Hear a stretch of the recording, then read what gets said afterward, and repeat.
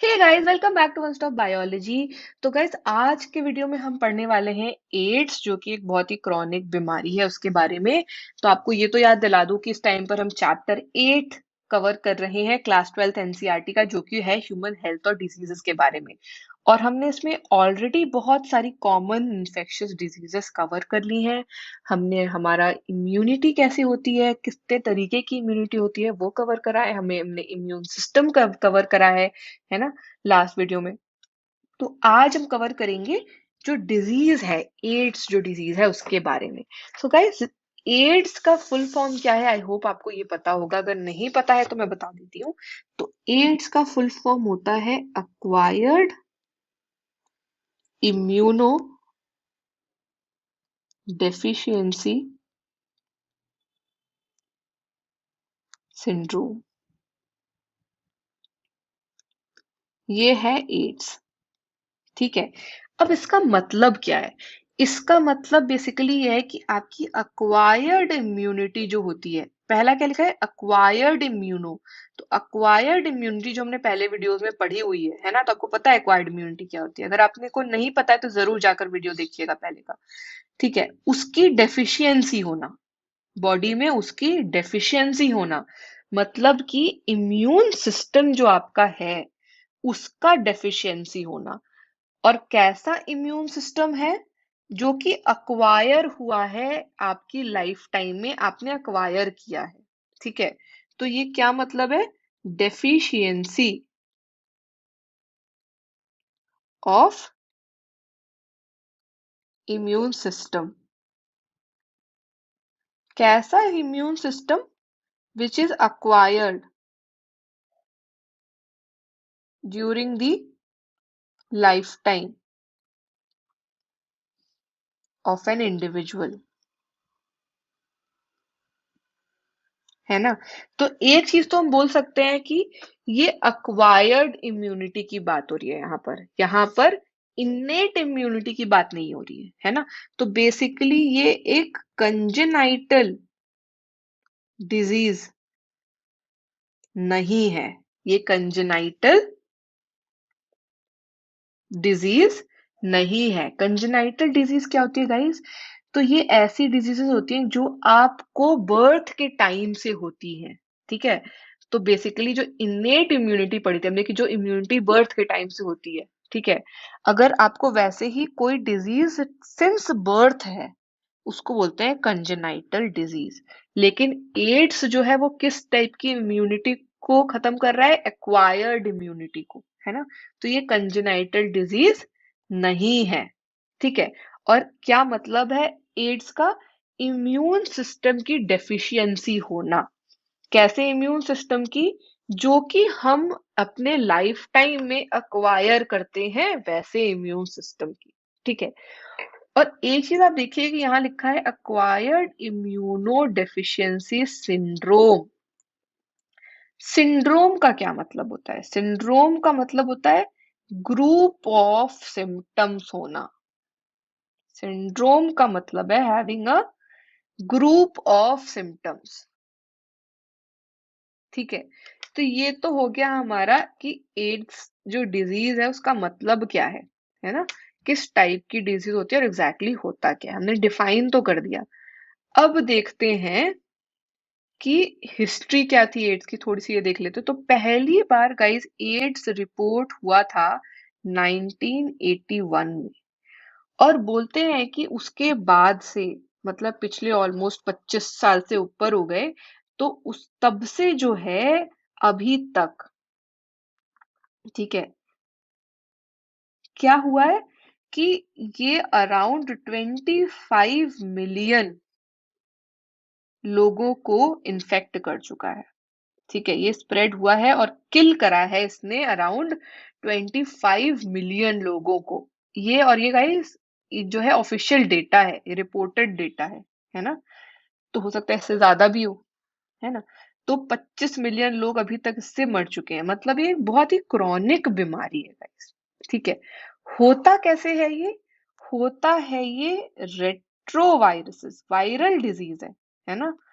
जो वायरस से कॉज होता है उनको बोलते हैं रेट्रोवायरस। क्यों बोलते हैं वो आगे बताऊंगी मैं, ठीक है। और वायरस होता कैसा है कि एक जो है आरएनए होता है इसमें, और उसके बाहर एक एनवेलप होता है, एक कैप्सूल होता है, एक कोट होता है, ठीक है। तो कुछ ऐसा होता है हमारा रेट्रोवायरस, ठीक है। अब जो है, एक बार बात करते हैं कि क्या रीजंस हैं इसके होने के, है ना। क्या रीजंस हैं कि ये होगा आपको, क्या वजह है कि होगा आपको। तो ट्रांसमिशन जो है वो, एक पहला रीजन तो ट्रांसमिट होने का है कि अगर कोई infected person, HIV infected person के आप कांटेक्ट में आते हो सेक्सुअली, ठीक है, तो बेसिकली अगर आप कॉप्युलेट करते हो एक इन्फेक्टेड पर्सन के साथ तो आपको हो सकता है, ठीक है। दूसरा रीजन होता है कि मान लो कि किसी इन्फेक्टेड पर्सन ने ब्लड डोनेट कर दिया, तो उसके ब्लड में होता है वायरस, ठीक है। अब वो अगर किसी हेल्दी पर्सन को ट्रांसफ्यूज कर दिया गया, दे दिया गया ब्लड, ठीक है, तो उसको हो सकता है क्योंकि जो हेल्दी पर्सन है उसके ब्लड में चला गया वायरस, ठीक है। तीसरा है कि कभी आप हॉस्पिटल विजिट कर रहे हो अगर, है ना, और आपको इंजेक्शन लगाना है और आपको जो नीडल यूज करी गई वो नीडल पहले से यूज्ड है, ठीक है, और वो यूज हुई है किसी इन्फेक्टेड पर्सन के ऊपर, तो भी आपको हो सकता है, ठीक है। और चौथा है कि बहुत बार इन्फेक्टेड मदर अगर है तो उसके चाइल्ड को उससे हो सकता है थ्रू प्लेसेंटा, क्योंकि प्लेसेंटा में भी ये वायरस चला जाता है, ठीक है। तो चार मेन रीजंस है। पहला क्या है, through sexual contact with an infected person, with an infected person. दूसरा क्या है, ब्लड का ट्रांसफ्यूजन, है ना, तो ट्रांसफ्यूजन ऑफ कंटैमिनेटेड ब्लड, या ब्लड का कोई भी प्रोडक्ट, है ना। अगर ब्लड प्लेटलेट्स आपको चढ़ रही हैं, आपको जो है डेंगू में बहुत ज्यादा ब्लड प्लेटलेट्स ट्रांसफ्यूज करनी पड़ती है बहुत सारे लोगों में, है ना, क्योंकि प्लेटलेट्स का नंबर बहुत कम हो जाता है। तो अगर वैसा केस है और आपको जो ब्लड प्लेटलेट्स चढ़ रही हैं, है ना, वो भी अगर कंटैमिनेटेड तो भी हो सकता है। तो ब्लड और ब्लड प्रोडक्ट्स, ठीक है। तीसरा रीजन क्या है, तीसरा रीजन है शेयरिंग इन्फेक्टेड नीडल्स, ठीक है। अगर आपने इन्फेक्टेड नीडल शेयर करी है तो, अब गाइस इसी वजह से ना ड्रग अब्यूजर्स में बहुत ज्यादा एड्स के केसेस आते हैं। ड्रग अब्यूजर्स मतलब ऐसे इंडिविजुअल्स जो इंट्रावीनसली ड्रग लेते हैं इंजेक्शन के थ्रू, है ना। तो अगर वो ग्रुप में बैठे हैं तो वो क्या करते हैं कि सेम इंजेक्शन शेयर कर लेते हैं, ठीक है। और उसके वजह से वो बहुत ही आसानी से एचआईवी इन्फेक्टेड हो जाते हैं, ठीक है। तो तीसरा तो ये हो गया। चौथा है from infected mother to her child, और ये कैसे होता है, थ्रू प्लेसेंटा, थ्रू प्लेसेंटा, ठीक है। तो ये चार जो है ट्रांसमिशन के तरीके हो गए, ठीक है। अब देखते हैं गाइस कि वो साइकिल क्या है, कैसे वो आरएनए फैलता है, कैसे वो वायरस जो है फैलता है ह्यूमंस में, ठीक है। तो बेसिकली जो वायरस एड्स कॉज करता है उसका नाम है एचआईवी। उस वायरस को बोलते हैं एचआईवी। फुल फॉर्म है human immuno deficiency virus, HIV, human immuno deficiency virus. और मैंने क्या बोला, ये क्या होते हैं, रेट्रो वायरसेस होते हैं, ठीक है। और कैसे होते हैं कि आरएनए होता है जेनेटिक मटेरियल उनका, और उसके ऊपर एक कोटिंग होती है, ठीक है, एक प्रोटीन कोट होता है या एक एनवेलप जैसा होता है। तो अगर गाइस आप ये डायग्राम देखेंगे ना तो आपको समझ में आ जाएगा कि मैं क्या बात कर रही हूँ। तो यहाँ पर आप क्या देख रहे हैं कि बेसिकली ये आपका रेट्रोवायरस है, ठीक है। इसके अंदर ऊपर जो दिख रहा है वो प्रोटीन कोट है, वायरल प्रोटीन कोट है, अंदर जो है वो आरएनए है, ठीक है। अब ये वायरस आता है एनिमल सेल पे, ठीक है। ये जो है आपका ये ये एनिमल सेल है मान लीजिए, ठीक है। यहाँ आया और इसने क्या करा कि आरएनए अपना जो है वो अंदर सेल के इंट्रोड्यूस कर दिया, ठीक है। उसने क्या करा, आरएनए जो है वो इंट्रोड्यूस कर दिया एनिमल सेल के अंदर। अब ये एनिमल सेल के अंदर आने के बाद क्या होता है, रिवर्स ट्रांसक्रिप्शन होता है। रिवर्स ट्रांसक्रिप्टेज एक एंजाइम होता है जिसके वजह से वायरल आरएनए कन्वर्ट हो जाता है वायरल डीएनए में। गाइस इसी वजह से इन वायरसेस को बोलते हैं रेट्रोवायरसेस। रेट्रोवायरस क्यों? क्योंकि ये आरएनए से डीएनए में कन्वर्ट हो जाते हैं रिवर्स ट्रांसक्रिप्शन के थ्रू, है ना। हमने ट्रांसक्रिप्शन पहले ही पढ़ा था। ट्रांसक्रिप्शन में क्या होता है, डीएनए से आरएनए बन रहा होता है ना। यहाँ पर उल्टा हो गया तो इसको बोलते हैं रिवर्स ट्रांसक्रिप्शन, ठीक है। इसी वजह से इसको बोलते हैं रेट्रोवायरस। इनमें ये कैपेबिलिटी होती है कि ये आरएनए से डीएनए बना सकते हैं, ठीक है। अब ये वायरल डीएनए बनने के बाद क्या होता है, ये वायरल डीएनए आपका जाता है होस्ट के न्यूक्लियस में, जहां पर होस्ट का जीनोम पड़ा हुआ है, जहां होस्ट का डीएनए पड़ा हुआ है। और ये वायरल डीएनए जाके इनकॉर्पोरेट हो जाता है आपके नॉर्मल हेल्दी डीएनए के अंदर, ठीक है। तो वायरस से जो है अंदर आया वायरल डीएनए, रिवर्स ट्रांसक्राइब करके डीएनए बन गया वो, और वो जाके इनकॉर्पोरेट हो गया होस्ट के डीएनए में। और जब ये इनकॉर्पोरेट होता है उसके बाद आपका डीएनए जब ट्रांसक्रिप्शन करता है तो वायरल आरएनए बनाना शुरू कर देता है, ठीक है। डीएनए तो ट्रांसक्राइब करेगा ही, तो जब डीएनए में ट्रांसक्रिप्शन करके अब आरएनए बनाएगा तो वायरल आरएनए बनाना शुरू कर देता है, ठीक है। और ये वायरल आरएनए फिर रेप्लिकेट करके मल्टीप्लाई करना शुरू कर देता है और बहुत सारे वायरस बनाना शुरू कर देता है। और ये वायरस फिर यहाँ बाहर जाकर बाकी सेल्स को इन्फेक्ट कर सकते हैं, ठीक है। अब एक नोट यहाँ लिखा हुआ है बहुत ही इंपॉर्टेंट। यहाँ लिखा है कि infected cells can survive while viruses are being replicated and released. तो ऐसा नहीं है कि आपका ये सेल इन्फेक्ट हो गया तो ये सेल मर जाएगा। याद रखिएगा गाइस, ये मारता नहीं है किसी भी सेल को। ये मार नहीं रहा है जहां पर ये बन रहा है, रेप्लिकेट हो रहा है। ये सेल अभी भी जिंदा है, ये सरवाइव कर रहा है जबकि वायरस इसके अंदर रेप्लिकेट हो रहा है फिर भी, ठीक है। और ये क्या कर रहा है, और सेल्स को इन्फेक्ट करता जा रहा है,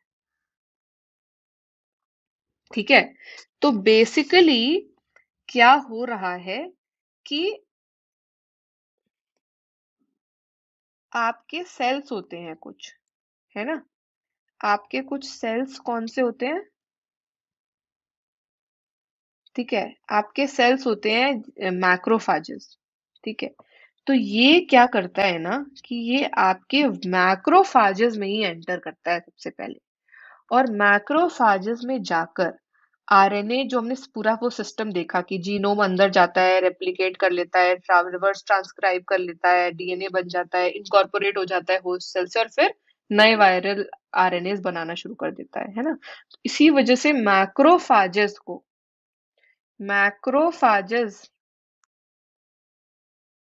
को बोलते हैं एचआईवी फैक्ट्री, क्योंकि ये फैक्ट्री जैसा हो जाता है जो वायरल आरएनए बनाते ही जा रहा है अब, है ना। जो वायरसेस रेट्रोवायरसेस बनाते ही जा रहा है।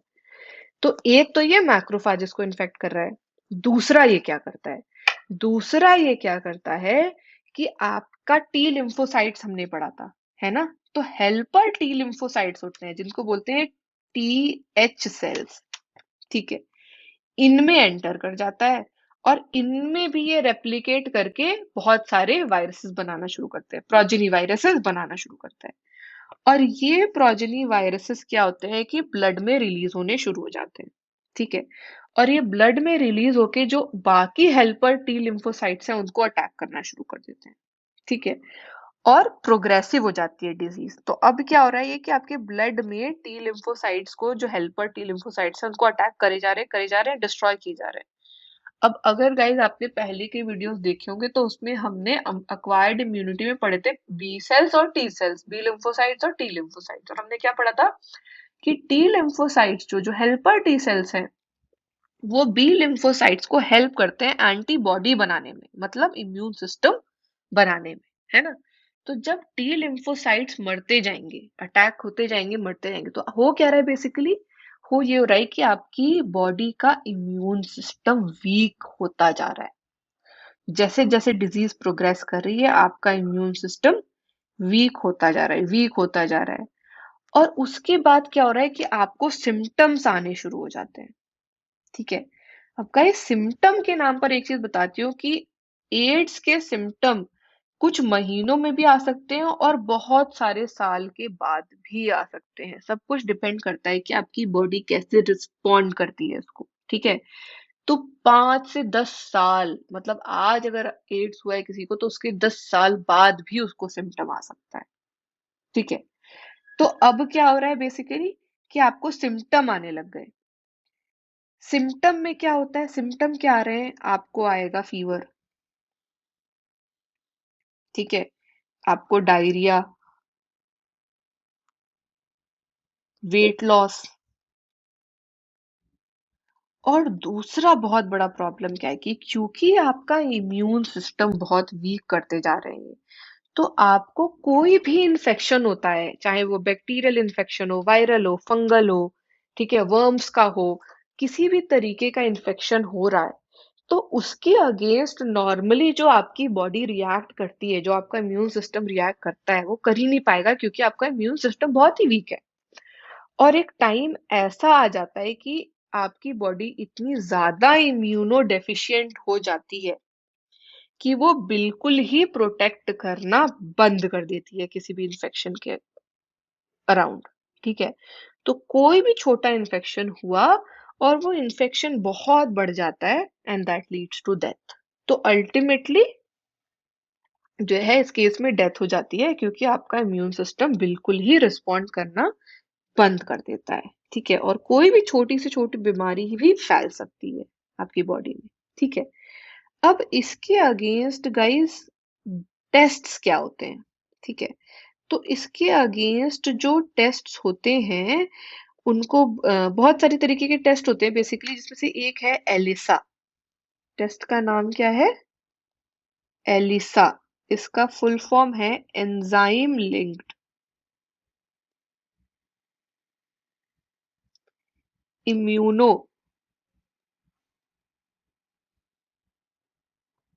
सॉर्बेंट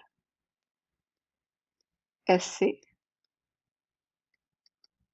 एलिसा, ठीक है, एंजाइम लिंक्ड इम्यूनोसॉर्बेंट एसे, ठीक है।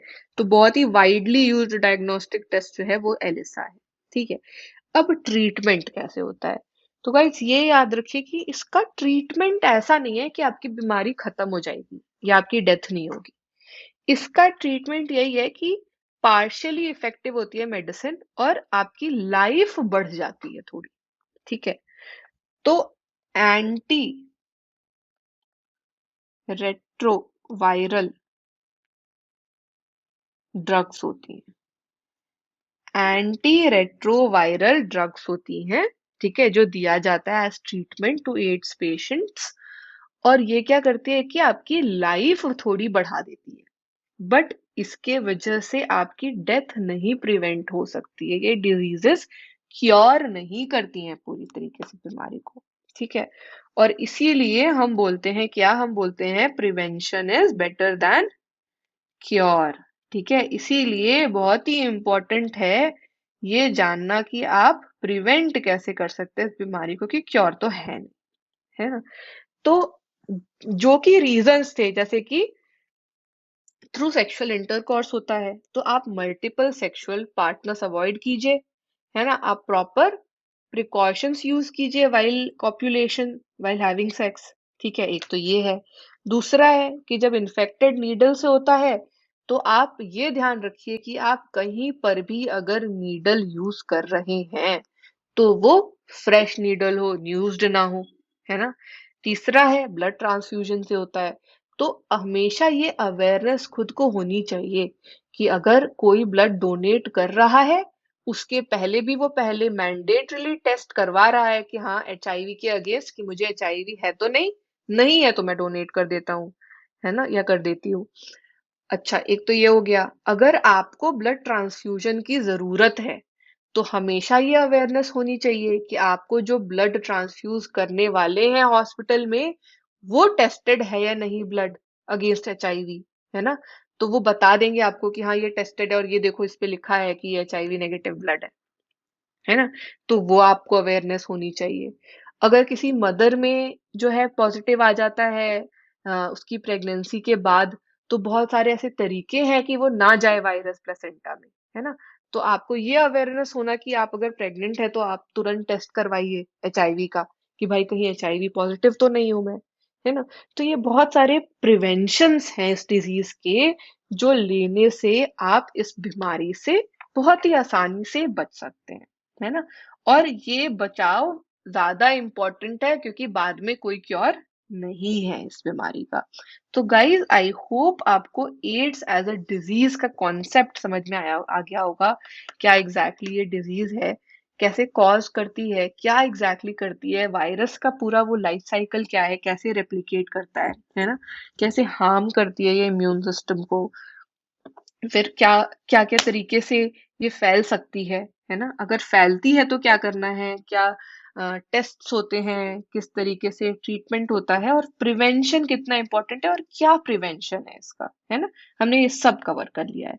तो गाइज आई होप आपको ये वीडियो बहुत अच्छे से समझ में आया होगा। अगर आया है तो वीडियो को लाइक जरूर कीजिएगा, फ्रेंड से शेयर जरूर कीजिएगा अपने। मैं चाहती हूँ कि ज्यादा से ज्यादा बच्चे जो प्रिपेयर कर रहे हैं बोर्ड्स एंड नीट के लिए वो देखें ये वीडियो, है ना, और उनको हेल्प मिले। और अगर गाइस आप नए हैं चैनल पे तो चैनल को सब्सक्राइब जरूर कीजिएगा और बेल आइकन जरूर प्रेस कर दीजिएगा सो दैट आपको सारे अपडेट्स मिलते रहें जो भी मैं पोस्ट करूंगी इस चैनल पर। और गाइस अगर आपको कोई भी डाउट है तो मुझसे जरूर पूछिएगा। आप या तो कमेंट करके इस वीडियो पे मेरे से डाउट पूछ सकते हैं या तो आप व्हाट्सएप के थ्रू भी डाउट पूछ सकते हैं। मैंने व्हाट्सएप नंबर डिस्क्रिप्शन में दिया हुआ है। तो गाइस चलिए मिलते हैं नेक्स्ट वीडियो में, तब तक के लिए bye bye. Thank you for watching this video.